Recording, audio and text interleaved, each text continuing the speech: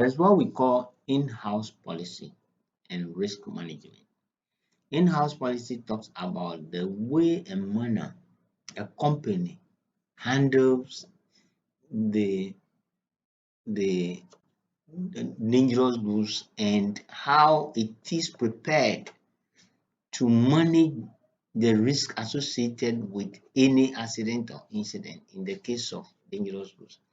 First and foremost, you need to make sure that you prevent the occurrence, and then when it occurs, how to manage it. So most companies have got their in-house policies written down.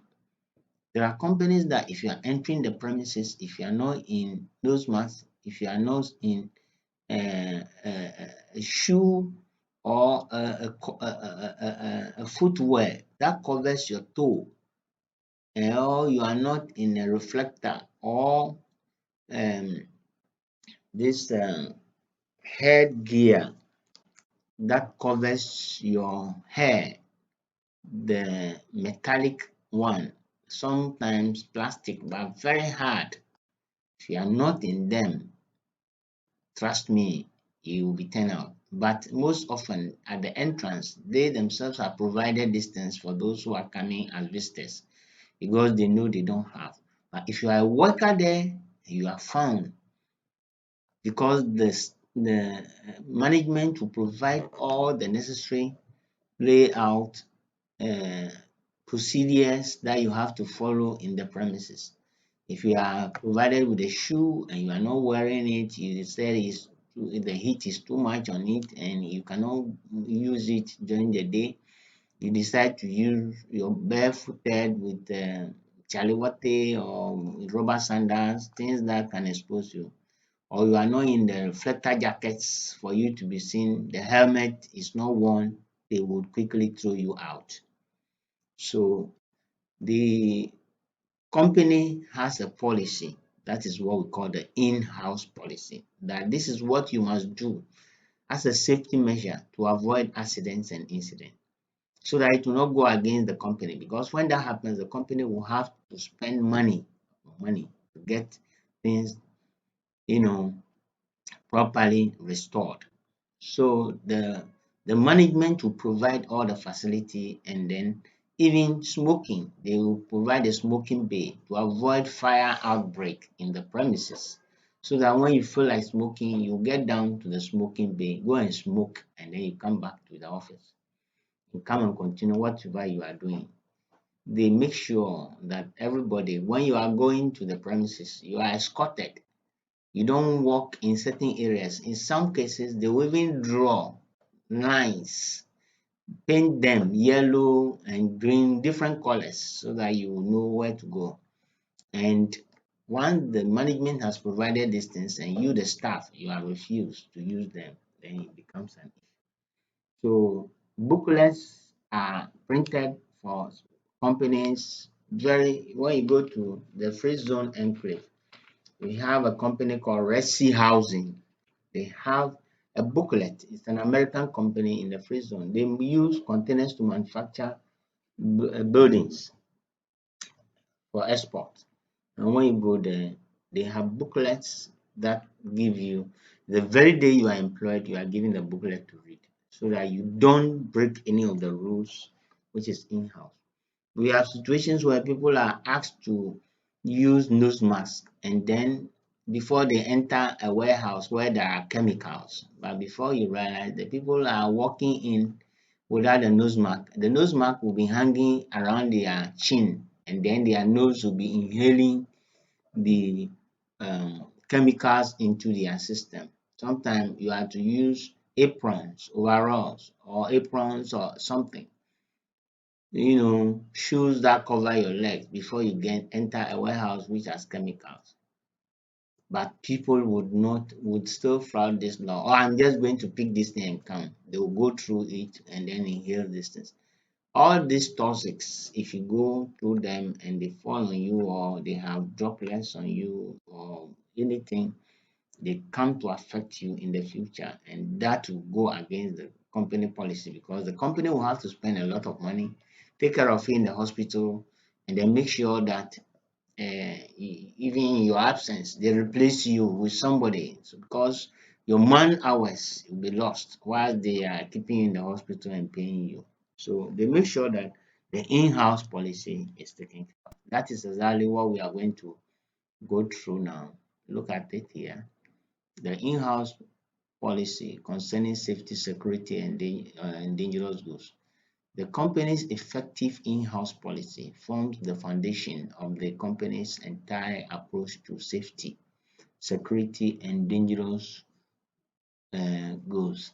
It also forms the base for successful implementing specific projects in the future. With a clear and comprehensive policy, standards can be established by assigning responsibilities and providing basic rules, guidelines, and definitions for everyone in the organization. By doing so, the inconsistencies that may lead to risk can be prevented and the safety and security levels will be enhanced.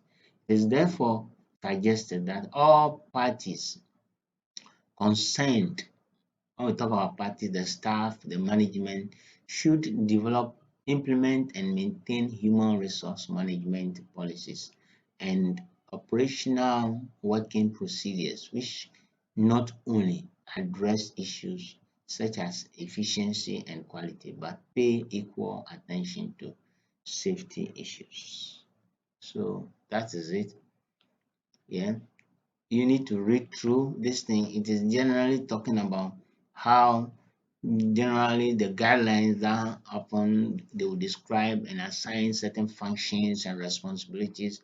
They will grant authority to people, to certain staff members, and identify the incidents response processes and procedures. Where does the need to punish, who will do the punishment and how they will go about it, who provides the equipment and who maintains it and who uses it. All these things are stated. It is very important to have a clear and comprehensive and documented in-house policy and guidelines. Once the policy or the guidelines are developed, it is vital to document them so that it can be easily referred to and its effect very lasting. So hazard materials or hazmat employee training shall include the following. These are what it should be: general awareness, familiarization training. Each hazmat employee, those who work in the dangerous goods environment, shall be provided general awareness familiarization training. These are designed to provide familiarity so that you be familiar with the requirements of the item or the chapter that you are dealing with, and to enable the employee to recognize and identify. Remember, recognition and identification. There's a difference between recognizing and identifying. You can go to Makola, you see a friend that have recognized you, but you cannot identify him because it's been a long time. He will wave you wave back.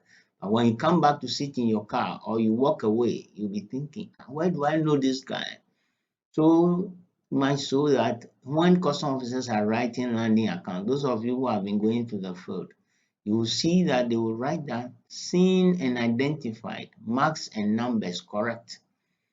That means that there is a difference between seeing the thing and identifying the thing. You need to recognize that this is Rabiu, this is Fonipo, this is Amodaipi. If you see him, you are able to see them. Anything, I've forgotten the ladies' names, so I cannot mention any of them here. But I'm not trying to be um, gender bias. Yes, there is a lady, is it Evelyn? There are two Evelyns, and over there, you see them, you must be able to know them. So that's all about it. Then we have what we call function specific training.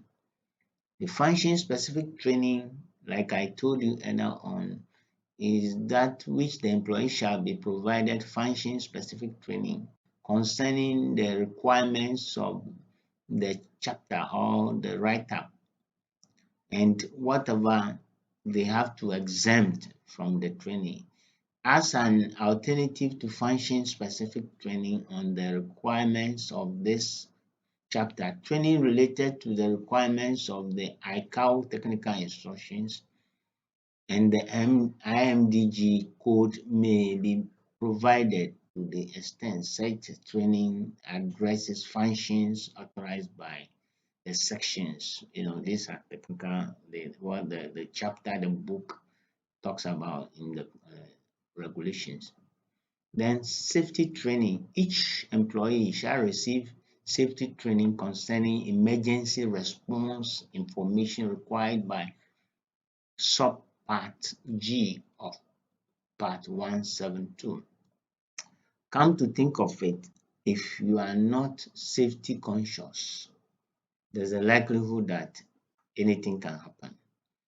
And came back to work. In a week's time, he passed on because the chemicals and has caused with hazardous materials to which they may be exposed in the workplace, including specific measures the hazmat employer has implanted to protect employees from exposure must be shown. They must be taught the training, the methods and procedures for avoiding accidents, such as improper procedures for handling packages containing hazardous materials.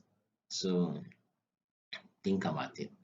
There is what we call the OSHA or EPA training. OSHA is the Occupational Safety and Health Administration of the Department of Labor in the developed countries like Europe, the US in particular, and or the Environmental Protection Agency. That is the equivalent of what we have in Ghana. These are supposed to do, to the extent that they have to do a lot of training and address those, they deal very much in these chemicals. So when it comes to some of these things, they have to do a lot of training to those who handle these things. So apart from what you get here, the companies will have to get those who are into some of these things, the chemicals and their usage. They know the in and out. They have this training, job specific training on those things. They would have to come in to